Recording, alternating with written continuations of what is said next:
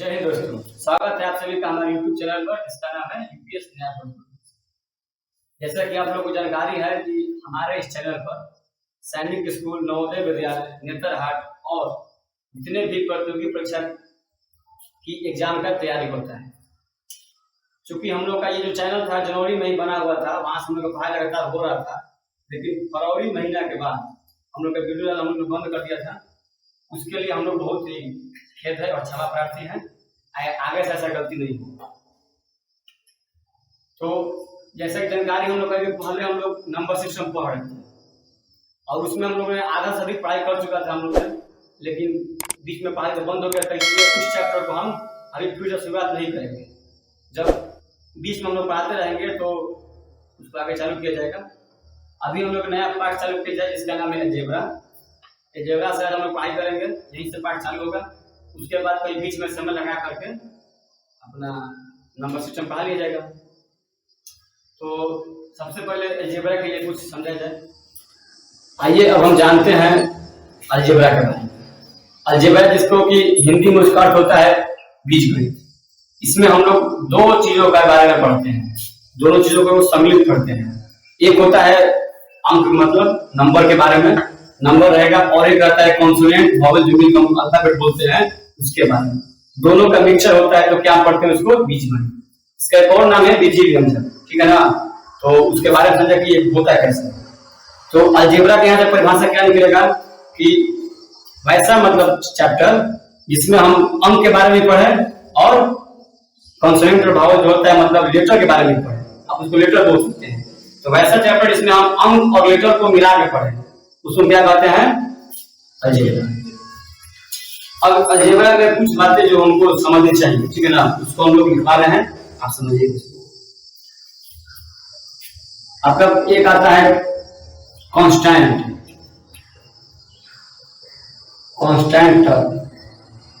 और दूसरा आता है वेरिएबल, ठीक है। कांस्टेंट में क्या बोलते हैं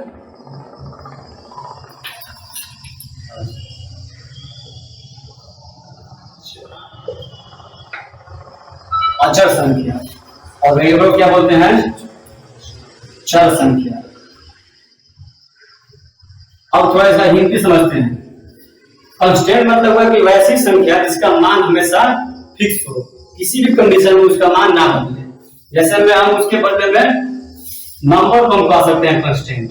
क्या कह सकते हैं, जितने भी नंबर्स हमारे पास है उसको क्या कहते हैं कांस्टेंट। एग्जांपल लेते हैं, अगर आपको हम 4, 5, -6, -8, अगर ये कोई भी संख्या आपको मिली है ये जहां पर भी रहेगा इसका मान उतना ही रहेगा, इतना बता रहा है। जैसे मान लीजिए अगर कोई संख्या है 4 + 6, इसका मान कितना आएगा 10। तो हम जानते हैं 4 जो है हमेशा 4 का ही काम करेगा। 4 कहीं भी किसी परिस्थिति में 5 नहीं बनेगा, नहीं बनेगा। तो इसको बोलते हैं कांस्टेंट। कहीं भी रहे कोई भी चिन्ह है उससे उसका अंतर नहीं है। इसका चिन्ह आप रख सकते हैं लेकिन उस अंक का वैल्यू नहीं रख सकते। लेकिन वेरिएबल जो है इसका सीधे उल्टा होता है। वेरिएबल को हम लेटर भी बोल सकते हैं। जैसे आपका ए हो गया, बी हो गया, सी, कितना मेरे पास लेटर होता है, कहां तक होता है जेड तक होता है। उसमें आप चिन्ह का प्रयोग कर सकते हैं। कभी कभी हम क्वेश्चन मार्क चिन्ह का प्रयोग करते हैं ना। और आप हिंदी के वर्णमाला का भी ले सकते हैं, ठीक है ना। ये आपका वेरिएबल है, जितना भी हमारा हिंदी का वर्णमाला है उसको आप ले सकते हैं।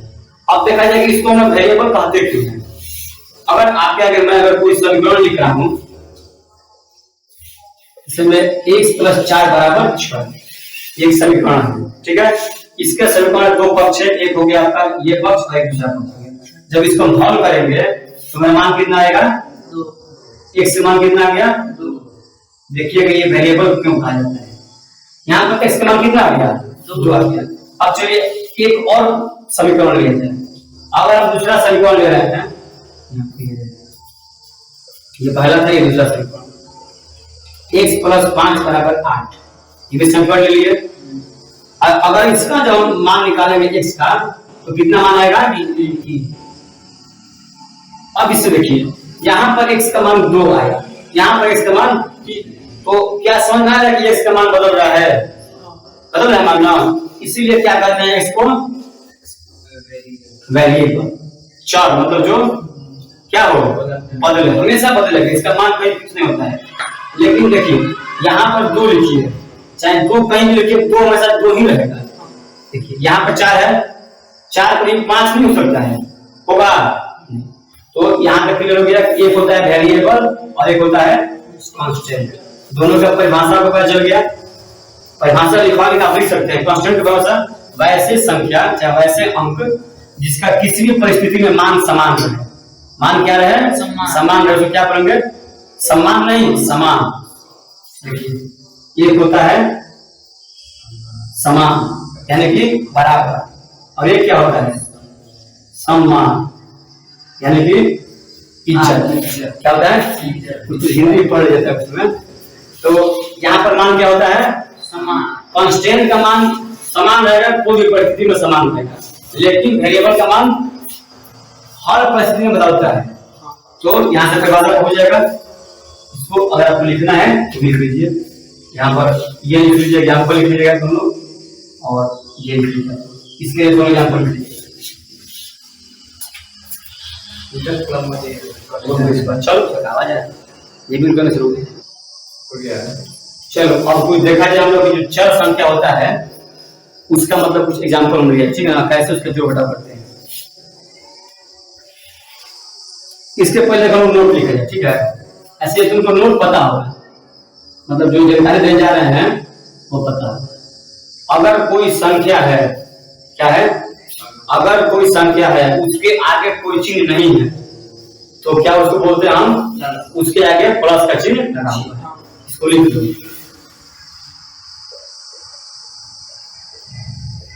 अगर कोई संख्या या व्यंजक, व्यंजक क्या होता है जी? लेटर, व्यंजक। ऐसे व्यंजक कॉन्स्टिट्यूएंट होता है। अगर कोई संख्या या व्यंजक के आगे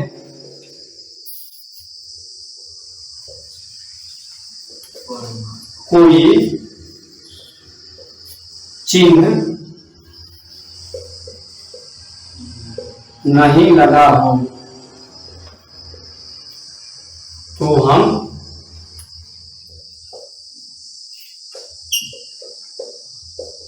उसे धनात्मक यानी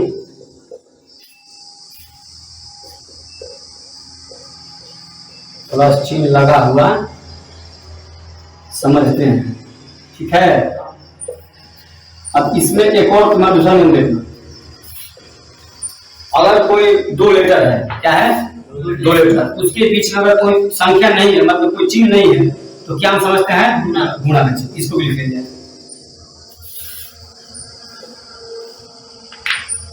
ये तुमको सिर्फ लेटर के लिए है, ये अंक के लिए नहीं है, और ये जो नियम है अंक के लिए है। इसका एग्जांपल लिख लो। इसे 4 हो गया, 4 को हम क्या समझेंगे? प्लस 4, ठीक है। x हो गया, x को क्या समझेंगे हम? Plus x। 2 हो गया, उसको हम क्या समझेंगे? प्लस 2, ठीक है ना। ऐसे हम लिखते नहीं है लेकिन समझते हैं। 2 अक्षरों के बीच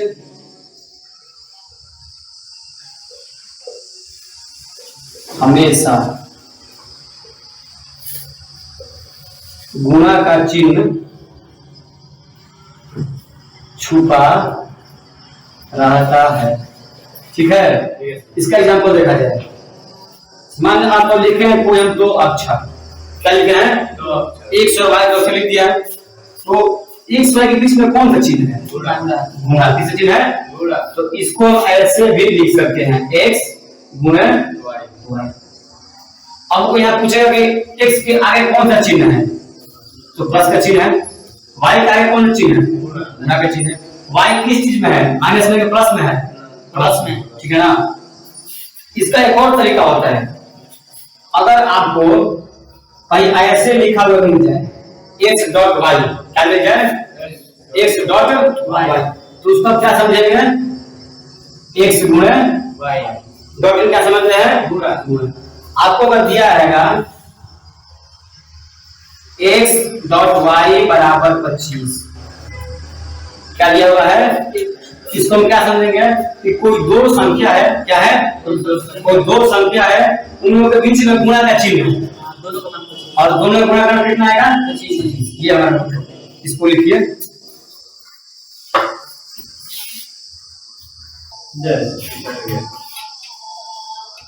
कितना नोट हो चुका है, दो। तीसरा लिखा है। देखो इस पाठ में जो नोट लिखवा रहे हैं ना, इसको जब ध्यान से समझेगा तो आगे जो तुम्हारा हल करने वाला है उसमें दिक्कत नहीं होगा।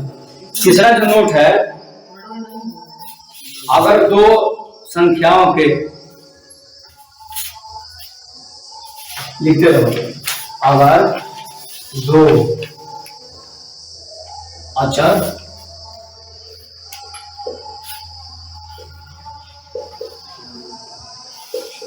संख्याओं के चिन्ह समान हो तो हम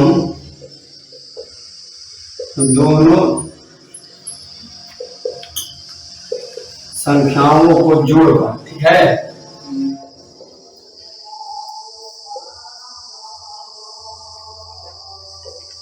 वही चिन्ह लगा देते हैं। ठीक है, इसका एग्जाम्पल देखा जाए। अचर में नाम कर जी, तो अचर मान लो संख्या ले लिया हम 4x, एक ले लिए 5x। इसको हम जोड़ेंगे कैसे, तो देख रहे हैं कि यहाँ पर 4x है और ये 5x है। तो यहाँ सबसे पहले हमको ये देखना है कि जो संख्या है, जो उसका चर और अचर पार्ट है, इस अब देखा जाए हम लोग यहाँ पर ये जो बात है इसको अलग समझो। ये 4x हो गया और ये 5। अभी इसका अभी उसके पार्ट को हम अलग करें, ठीक ना। यहाँ मेरे पास दो पार्ट है, ठीक है। 5 क्या है, कांस्टेंट है, हिंदी में कैसे बोलते हैं, अच्छा। x क्या है, वेरिएबल है, हिंदी में चर। उसी तरह 4 क्या है, कांस्टेंट है, अचर। x क्या है, वेरिएबल है, चर। तो जब भी हम काम करते हैं तो हम कौन से पार्ट को मिलाएंगे, यहाँ पर मिलाएंगे वेरिएबल वाले पार्ट। क्या करेंगे, जब वेरिएबल वाला पार्ट बराबर हो तो ही उनके बीच में कुछ भी काम होगा। बस समझ रहे ना, जब वेरिएबल वाला पार्ट बराबर हो, क्या हो, बराबर, तभी उनके बीच में कुछ काम होगा। जैसे हम देखिए, अगर यहाँ वेरिएबल पार्ट बराबर है ना, तो 4 और 5 क्या हो जाएगा, 9x। इसके मतलब x मतलब क्या है, कोई संख्या है। कोई संख्या 4 बार है, क्या है, इसको कैसे हम पढ़ेंगे, कोई संख्या कितने बार है। हम तुम बताएं कि जब भी ऐसा है तो क्या होता है, गुणा आता है ना, तो कोई संख्या कितने बार है, 4 बार है। और वही संख्या कितने बार है, 5। तो जब जोड़ेंगे कोई संख्या 4 बार और वही संख्या फिर 5 बार, तो कितना बार हो गया, 9। तो ये जो हमारा प्रॉपर्टीज चल रहा है अभी, ये नोट नंबर तीसरा, ठीक है। ये बात कहना चाहता है कि अगर जब हम जोड़ेंगे चाहे घटाएं, क्या करते हैं, सबसे पहले देखते हैं कि दो अचर संख्या हो, ये दोनों में अचर संख्या है कि चिन्ह समान हो। चिन्ह क्या हो, समान। इसका चिन्ह क्या है, 4 के इसका चिन्ह क्या है, प्लस। क्या है, प्लस छिपा हुआ है ना, जो नोट कौन लिखवा रहे थे। और यहाँ पर 5 के इसका चिन्ह क्या है, प्लस। दोनों का चिन्ह समान हो गया, मतलब यहाँ पर क्या हो रहा है, फॉलो हो रहा है, ठीक है। तो जब दोनों संख्याओं का चिन्ह समान हो तो हम दोनों संख्याओं को जोड़कर क्या करते हैं, जोड़ते हैं। जोड़ दो, 4 और 5 9x, और चिन्ह क्या लगाते हैं, वही चिन्ह लगा देते हैं जो चिन्ह है। यहाँ पर कौन सा चिन्ह है, तो प्लस प्लस तो लिखेंगे नहीं, क्या है, प्लस छुपा हुआ है। ये मेरा आंसर है, ठीक है। ये आपका कौन सा नोट है, तीसरा। इसको लिख लीजिए, लिखिए उसको, तो चौथा नंबर है।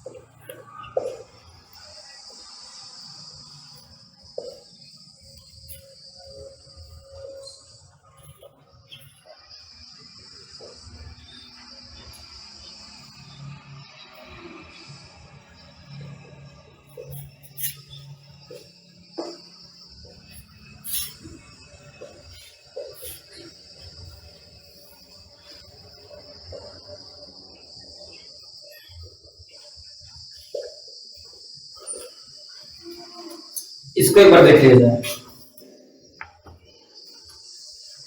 ये जो नोट आ रहा है वहीं पर अगर चिन्ह विपरीत हो, यहाँ पर चिन्ह क्या था, समान था, दोनों चिन्ह क्या था, समान था, लेकिन इस नोट में क्या था, दोनों चिन्ह विपरीत होगा, तो क्या करेंगे, संख्या हमेशा घटेगी।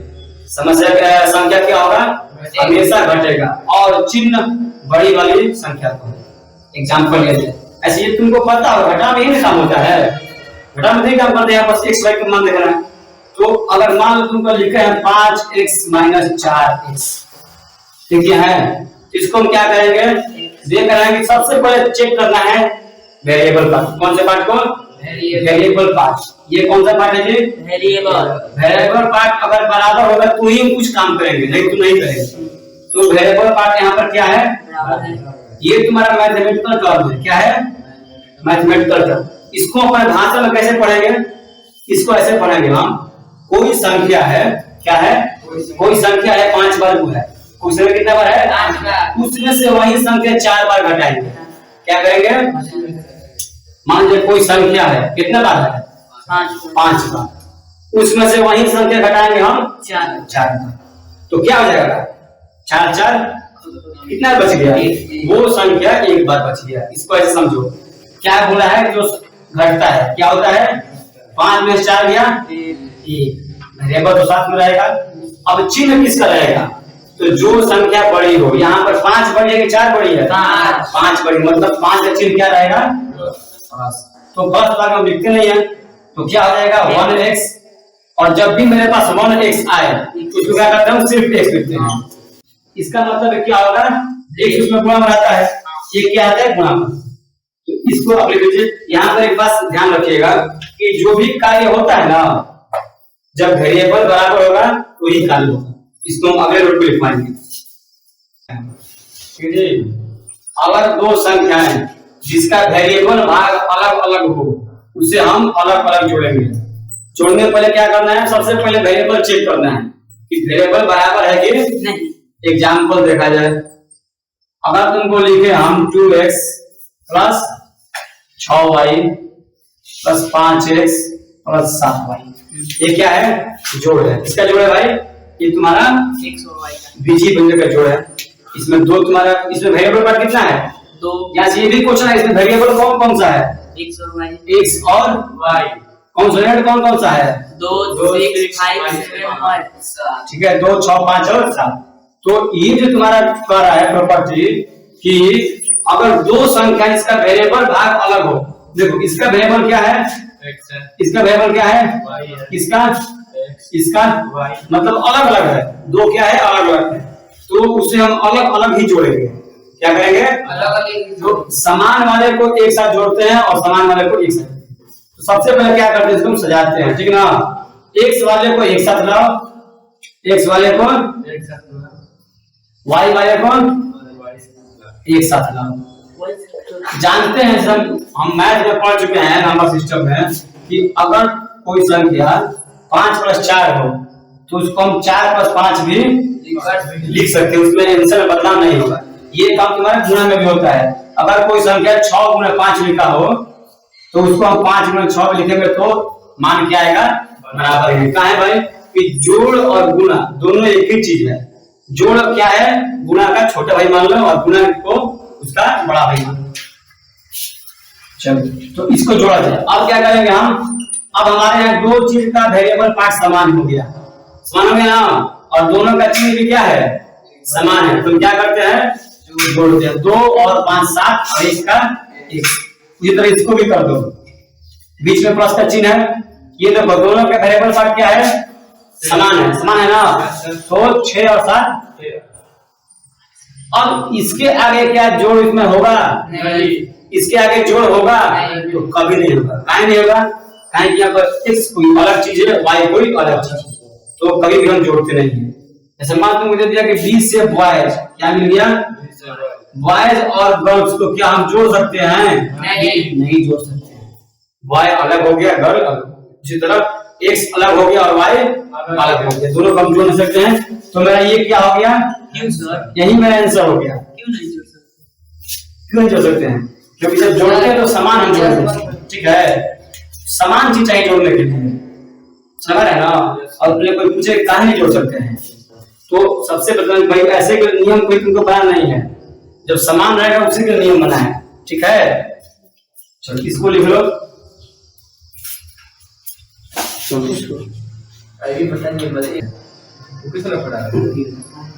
चलो अब देखा जाए कुछ एक अलग टॉपिक है, गुणा से संबंधित कुछ नियम। गुणा से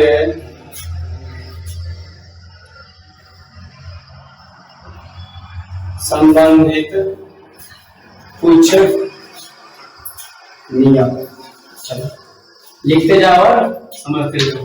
पहला तुम्हारे पास है x गुणे y, इसको क्या करते हैं हम x y, ठीक है। लेकिन बताया था अगर बीच में कोई चिन्ह नहीं है तो गुणा का चिन्ह। दूसरा तुम्हारे पास है अगर माइनस x है और y है, क्या है माइनस x y, क्या करते हैं x और y, और जो चिन्ह है तो क्या करेंगे दोनों के बाहर लगा देंगे, ठीक है ना। तीसरा है अगर तुम्हारे पास x गुणे माइनस y है, क्या हो जाएगा, इसका भी वही बात होगा, दोनों गुणा करेंगे और चिन्ह को क्या करेंगे बाहर लगा देते हैं। चौथा ऐसे ये तुम इसको पढ़ा जो भैया के सिंप्लीफाइड चैप्टर में, माइनस x गुणे माइनस y, तो क्या करेंगे इसको हम x और y और माइनस माइनस क्या हो गया प्लस। इसका एग्जांपल देखा जाए, ठीक है। x गुणे y 5x गुणे 6y, क्या होगा, तो कैसे गुणा करेंगे हम, अंक का गुणा अंक में, अंक का गुणा अंक में, 5 का 30 और वेरिएबल गुणा वेरिएबल में, x y गुणा क्या हो जाएगा x y, ठीक है। इसको देखो माइनस का 5x गुणे 6y, इसको क्या करेंगे अंक का गुणा अंक में और वेरिएबल गुणा, और माइनस क्या हो जाएगा, तो इसका देख लो 5x गुणे माइनस 6y, अंक का गुणा अंक में, वेरिएबल गुणा वेरिएबल में, और चिन्ह क्या आ जाएगा माइनस का, माइनस 5x गुणे माइनस 6y, अंक का गुणा अंक में, वेरिएबल गुणा सबका गुणा फिक्स है, माइनस का चिन्ह का गुणा चिन्ह में, चिन्ह का गुणा चिन्ह, तो माइनस माइनस क्या होता है ये ध्यान रखो, ठीक है। इसको लिखो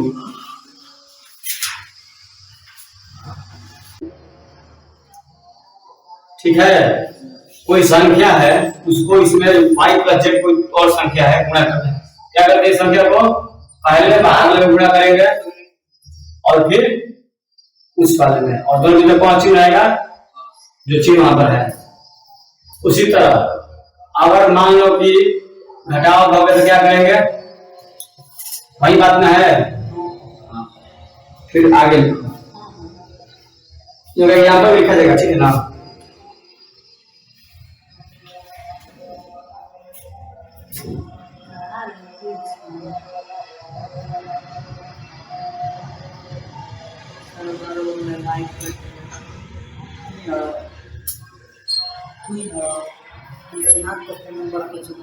अगर मान लो अगर कोई संख्या है, क्या है तीन संख्या जो क्या करेंगे इसको भी वही काम करेंगे, एक को x के साथ, एक को y के साथ और एक को z के साथ।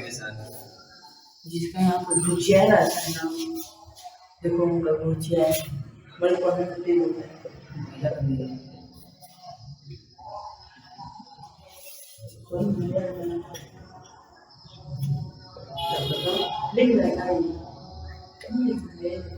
चलो इसको देखा जाए, इसको थोड़ा ध्यान समझो। ये क्या होगा, इस ऐसे में कोई क्वेश्चन दिया हुआ है और संख्या गुणा करना है कोई दूसरी संख्या से a से, क्या करते हैं इसको हम पहले a गुणा करेंगे x के साथ, ये x, इसका चिन्ह क्या है प्लस, फिर गुणा करेंगे y के साथ, चिन्ह क्या है प्लस, अब की बार फिर गुणा करेंगे a को z के साथ, अब की बार फिर चिन्ह गुणा होगा ना जी, यहाँ पर चिन्ह माइनस है, यहाँ पर चिन्ह प्लस है, किसका चिन्ह है गुणा करने में माइनस, फिर गुणा करो p से, तो इसका चिन्ह प्लस और इसका चिन्ह प्लस, प्लस आ गया, फिर गुणा करो q से, तो वेरिएबल गुणा होता है वेरिएबल में ना, इसका चिन्ह प्लस और इसका चिन्ह माइनस, फिर गुणा करो r से, ठीक है, इसका चिन्ह प्लस इसका चिन्ह प्लस, फिर गुणा करो s से, इसका चिन्ह माइनस और इसका चिन्ह प्लस, ठीक है। अब एक एग्जांपल देखा जाए, ठीक है जी, माइनस ना, हाँ तो ये माइनस हो जाएगा, माइनस चिन्ह है आगे बारिश आने बड़ा लॉस में गया आगे। चलो इसको देखो, इस पे एक एग्जांपल है, ठीक है, क्या किया जाए एग्जांपल, देखो इस पे एग्जांपल, बाहर कोई संख्या लिख लो, ठीक है, अपने मन से, और भीतर कोई संख्या ले लो। तो जब इसको हम करेंगे तो क्या इसका मान आएगा, 5 4 क्या आएगा 9 9 गुणा 6 कितना देगा 54। ये हमारा हो गया बेसिक जो हम लोग पढ़े हुए हैं सिंपलीफाई में। अब देखा जाए फार्मूला के हिसाब से 6 को एक बार गुणा करो 5 में 30 प्लस 24 6 गुणा करो 4 में, तो क्या आ जाएगा 6 5 30 प्लस 54 बराबर, मतलब दोनों क्या हो गया सेम, मतलब फार्मूला का क्या है सही, इस तो सबका एग्जांपल तुम ले सकते हैं, ठीक ना, इसमें कोई दिक्कत नहीं है। इसको देखते तुम अपने मन से एग्जांपल लेके चेक कर लेना, ठीक है। इसके बाद इसको मिटा रहे हैं, ठीक है। इसके बाद देखो एक और टॉपिक है, ये 4 हो चुका है ना, 5वां नंबर देखा जाए, तो कर लेना। 5वां टॉपिक तुमको आ रहा है, अगर कोई संख्या तुमको ऐसे मिले, ध्यान से देखो इसको, a plus b plus c plus d, और फिर क्या मिले x प्लस y, क्या मिले a plus b plus c plus d, और फिर मिले x प्लस y, तो इसको हम क्या करेंगे, यहाँ पर बीच में कोई चिन्ह है नहीं है, नहीं है मतलब कौन चिन्ह है गुणा, तो ये कह रहा है कि ये कोई संख्या है, क्या है कोई संख्या, और यहाँ पर भी कोई संख्या है, दोनों क्या करना है आपस में गुणा करना है। अगर तुमको हम ऐसे दिए रहते हैं तुम क्या करते दोनों गुणा करके, 6 गुणा 5 बराबर 30, उसी तरह इसको भी करना है। लेकिन बात यहाँ पर ये हो रहा है कि ये इसमें 4 वेरिएबल अलग अलग है, इसमें 2 वेरिएबल अलग अलग है, तो हर एक वेरिएबल का हर एक के साथ क्या करेंगे हम गुणा करेंगे, गुणा करेंगे। सबसे पहले शत्रु है ना, तो छोटे वाले उठाते हैं, क्या करते हैं छोटे वाले को, इसमें कितना है 4 है, इसमें कितना है 2, हम कोई उठा सकते हैं, मान तो नहीं आएगा लेकिन छोटे उठाते हैं। चलो x को ले लो, x को गुणा करो सबके साथ, क्या होगा ax plus bx plus cx cx plus dx, ठीक है। फिर y को गुणा करो सबके साथ, ay by ay प्लस है जी, प्लस आ जाएगा ना, by cy और dy, ये मेरा क्या गया आंसर है। फिर वो देखो हमारा सिस्टम, और इसको देखा जाए एग्जांपल के साथ, ठीक है, क्या देखा जाए एग्जांपल, और तुमको संख्या दिया है 5 6 7 8, ठीक है, और यहाँ पर क्या है 10 और 11। एक बार इसको बनाएंगे अपन बेसिक मेथड से और एक बार बनाएंगे फार्मूला मेथड से। तो बेसिक मेथड में ये कहता है कि सबको जोड़ दो साथ में, क्या करता है, तो 5 6 11 7 18 18 7 26 25, ठीक है, 5 6 11 11 18 26 8 है 26 हो गया, और यहाँ पर क्या है 10 और 11 21, और दोनों गुणा कर दो, 26 गुणा 21 क्या होगा बराबर 286, ठीक है जी। ये मेरा बेसिक मेथड है, 26 का 5 जब पढ़ लीजिए तो क्या आएगा 286, कैसे नहीं गड़बड़ हो गया, वहां पर 11 हम समझ गए, यहाँ पर 21 है, तो फिर क्या होगा 26 का 12 पढ़ो पहले 20 बार, तो कितना जाएगा 26 गुणा 20 कितना जाएगा 520, कितना जाएगा, जब 26 गुणा 21 करना है हमको, तो हम क्या करते हैं 26 का 12 पहले 20 पर पढ़ते हैं जी, तो 26 दूनी 520, और 26 के 12 फिर एक बार पढ़ते हैं 26, तो कितना आ जाएगा 46। कितना हो गया 546। मतलब इसको करने में कितना मेरा आ गया 546। ये मेरा क्या था बेसिक था। अब देखते हैं फार्मूला क्या मेरा सही है, उसको प्रूव किया जाए। तो फार्मूला क्या करता है, छोटे वाले को उठाओ और सब में गुणा करो। 10 गुणे 5 50, 10 गुणे 6 10 गुणे 7 10 गुणे 8 प्लस ये किस चीज है, प्लस है ना। 11 गुणे 5 11 गुणे 6 11 गुणे 7 11 गुणे 8 जोड़ दो। देखो ये कितना है 50 है ना। 5 6 11 7 18 18 8 26 260। ठीक है 55 और 66 कितना होगा 111 121। 50 और 60 110 और 11 121। 121 और 77 कितना होगा 198। 77 यहाँ पे है ना, और यहाँ पे 121 है। 70 20 90 और 7 का 198। 198 और 88 कितना होगा 198 और 88। 198 में 2 दे दो 200 हो गया, और ये 86 कितना हो गया। फिर छोड़ दो इन लोग को, तो 200 200 400 400 हो गया। 60 और 80 कितना देगा 140। 400 540 हो गया, और 6 546। क्या मेरा फार्मूला वाला नियम और ये नियम दोनों बराबर नहीं है। जब बराबर मतलब दोनों में प्रूफ हो गया, इसको भी लिखिए। ठीक है जी, इसके बारे में समीकरण इक्वेशन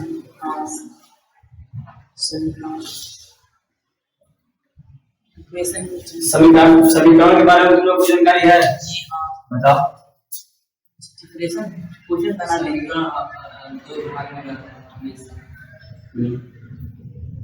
देखो समीकरण के बारे में क्या होता है, समीकरण में 2 पार्ट में बांटा जाता है, और दोनों पार्ट एक दूसरे के बराबर होता है। ठीक है ना। एग्जाम्पल में ले रहे हैं हम 5x + 4 = 9। क्या ले लिए 5x + 4 = 9। मतलब एक ये पार्ट हो गया, क्या हो गया एक ये और एक ये पार्ट हो गया। दोनों पार्ट क्या है बराबर है। ठीक है, अब कैसे बराबर है तो देखना पड़ेगा। यहाँ पर एक चीज है x का मान हमको पता नहीं है, तो x पे हम क्या रखेंगे कि 9 आएगा। अगर x में अगर हम 2 रख दिए तो 5 दिन 10 हो गए, तो खुद बढ़ा जाएगा। यहाँ पर 2 से कम रखेंगे। अगर x का मान हम 1 रख दिए तो इसका मान 5 हो गया, इसका मान क्या होगा 4। 5 और 4 मतलब ये समीकरण है x के मान 1 पर ये समीकरण क्या है बराबर है ना बराबर। जब भी हम ऐसे समीकरण लेंगे तो उसका मान निकालते हैं। तो इसमें से पर समझो कि इसमें कौन से धारक क्या नाम है। इसका नाम क्या है, क्या नाम है इक्वल, यानी बराबर का चिन्ह है। ये क्या है RHS, ये क्या है LHS। दोनों का नाम लिख लो LHS RHS। Left hand side, right hand side. Hindi में क्या होगा, इसको बोलते हैं बायां पक्ष। क्या बोलते हैं बायां पक्ष और दायां पक्ष। ठीक है, इसमें एक और नियम होता है। क्या होता है इसमें नियम में समझो, एक एग्जाम्पल के द्वारा नियम समझो। अगर तुमको कुछ दिया गया है, ये इक्वेशन दिया गया, ठीक है ना। जब इसको हम हल करते हैं तो क्या करते हैं, इसमें समान राशि को एक और करते हैं, ठीक है, और इसका मान निकालना है उसको एक और करते हैं। इसमें हमको किसका मान निकालना है, हमेशा मान किसका निकालते हैं वेरिएबल का। इसका मान निकालते हैं, काहे निकालते हैं, कहीं कांस्टेंट का मान तो उनको पता ही है। ठीक है, तो यहाँ पर जब बाकी क्या करते हैं भेजते हैं, तो जब कोई चीज अपना साइड छोड़ने साइड जाता है तो चीज क्या आता है उसका बदल जाता है। यहाँ से क्या आ जाएगा 5x बराबर 20 है पहले से वहां पे 10 के उसके पार्टी में, तो 10 यहाँ पर प्लस में था, वहां पे क्या हो गया माइनस में हो गया। तो फिर क्या हो जाएगा 5x बराबर 20 में 10 गया 10 बोलिए। और जो 10 यहाँ पर है क्या है 10 है 5x के बराबर है। तो हम जानते हैं कि हमको किसका मान निकालना है x का मान निकालना है ना। तो 5 को भेजना पड़ेगा। 5 यहाँ पर किस चीज में है गुणा में है। किस चीज में है तो वहां से क्या हो जाएगा भाग में उल्टा होता है। 5 गुने के 10 x का मान कितना आ गया 2। तो यहाँ पर एक नियम हमारे पास है कि जब भी ऐसे हम समीकरण बनाएं तो बीच में जब बराबर का चिन्ह लगा हो तो इस साइड में चिन्ह लगाते हैं। क्या करते हैं चिन्ह लगाते हैं। वो चिन्ह कौन सा होता है ये लिखिए, या इसके बदले में आप या लिखिए, अंग्रेजी में और लिखिए, हिंदी में अथवा। इसमें से आप कोई भी चिन्ह लिख सकते हैं। इसमें आपको आ जाती है, ठीक है ना। इसको उतारिए फिर जाके चलते हैं।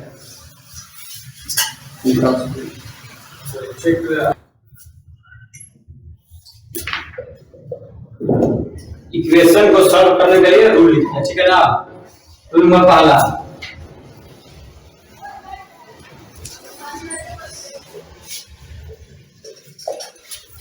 किसी भी संख्या या अक्षर को हम, ये क्या है समीकरण है, ठीक है ना। समीकरण का शॉर्ट रूप है। समीकरण के एक पक्ष से दूसरे पक्ष में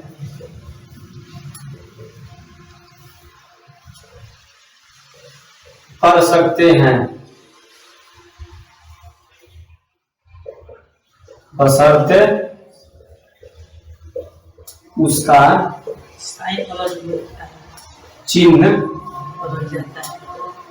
बदल जाएगा, ठीक है।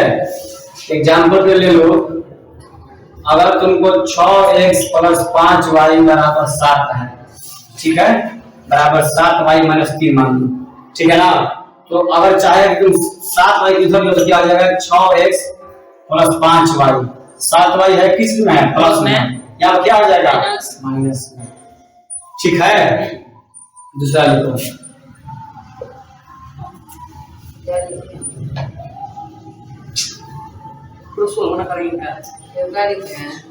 दो चर वाला कौन सा वो है के बाद कर सकते हैं बशर्ते उसका चिन्ह, मतलब ये शब्द उसका है, उसका चिन्ह बन जाएगा। दूसरा ये है दो चर वाले समीकरण को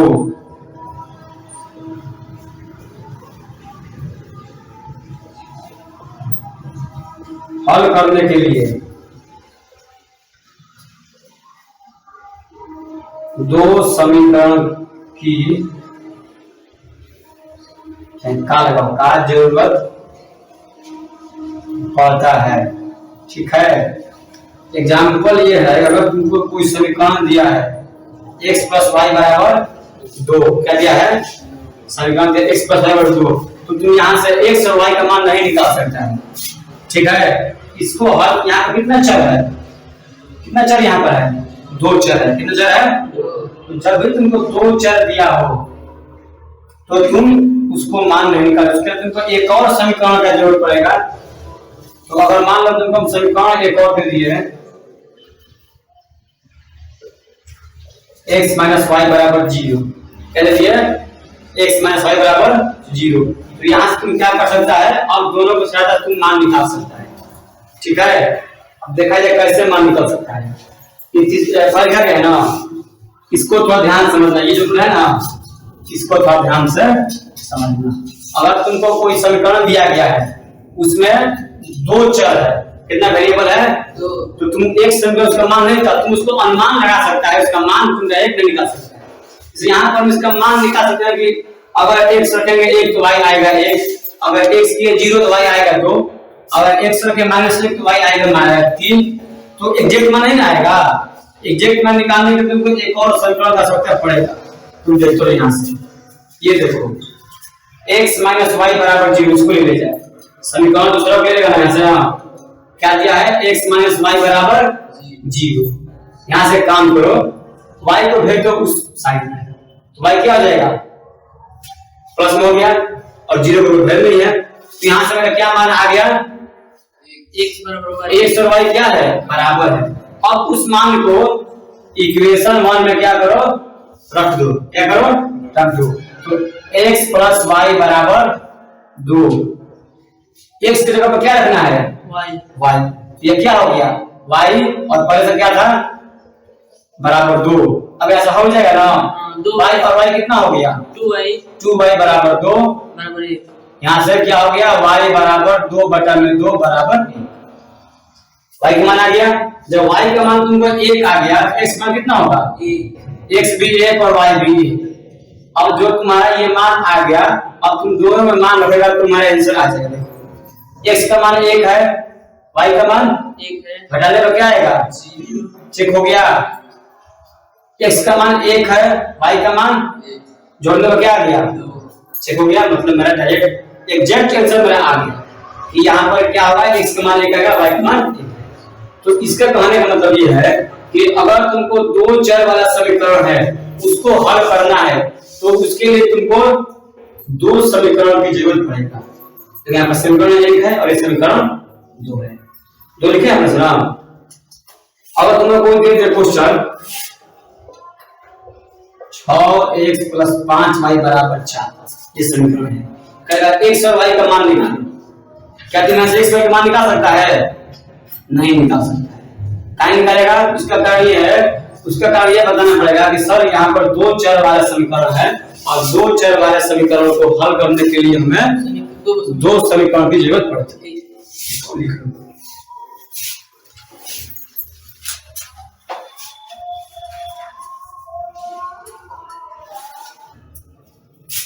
आज इतना ही छोड़ दो, ठीक है।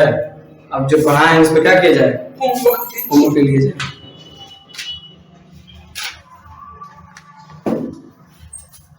चलो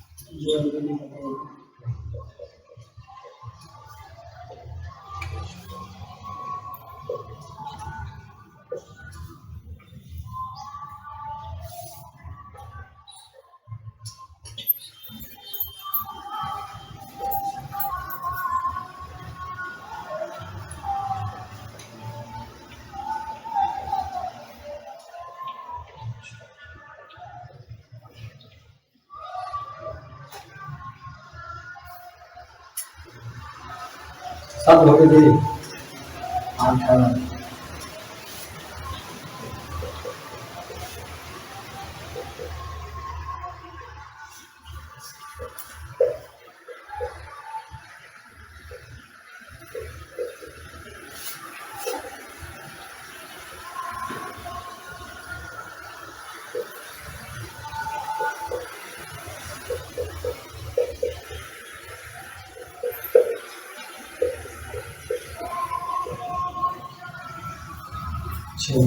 इतना हो गया, इसको बना लेना और अगले प्रश्न चेक होगा, ठीक है।